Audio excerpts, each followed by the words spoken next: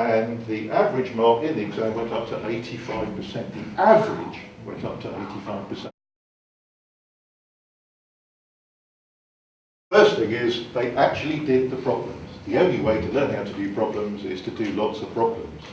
And this succeeded in making them actually do the problems. And the same thing is true on your courses. They have to actually do the reading, they actually have to write, and they're not going to do the learning. So this is the time on task, volume of effort issue. And it succeeded in that very simply and at no cost to teachers.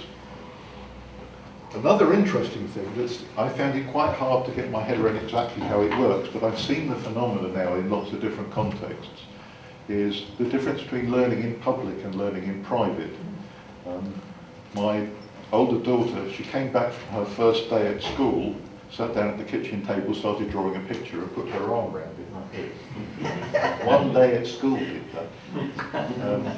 And there are some subject areas, and there's some in this school, where the products of student learning are made public. I mean, an archetypical one would be architecture, where student work is on the wall. The standard assessment in architecture is to display your designs on the wall, and students, teachers and architects come round and look at it and talk about it in front of you, and then a teacher gives it a mark. It's called a crit, and you have to present your work in public. And it has a dramatic effect on the degree of students' commitment to their own work, their pride in their work, the standards they set themselves, that it's public rather than private. It has the social effect that your community is judging you as a human being because you're displaying your work in public. It's quite a scary thing to do. But I've seen this used in quite interesting ways in other contexts. For example, some biochemists at Liverpool University who were fed up with the rubbish students were handing in as lab reports. The students were prepared to slip really rubbish work underneath lecturers' doors because it was private, nobody ever saw it.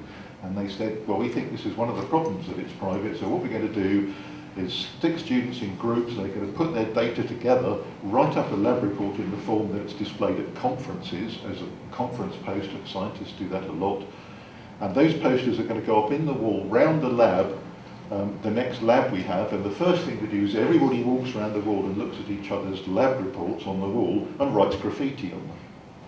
He writes a comment on them. There's no marks associated with it, that's all it is. All the other students see the quality of your group's work on the wall. And that's all it took to dramatically improve students' preparation for the lab classes, the care they took in collecting data, how thoroughly they wrote it up, all that kind of stuff. Was just making it public rather than private. It's a very interesting phenomenon.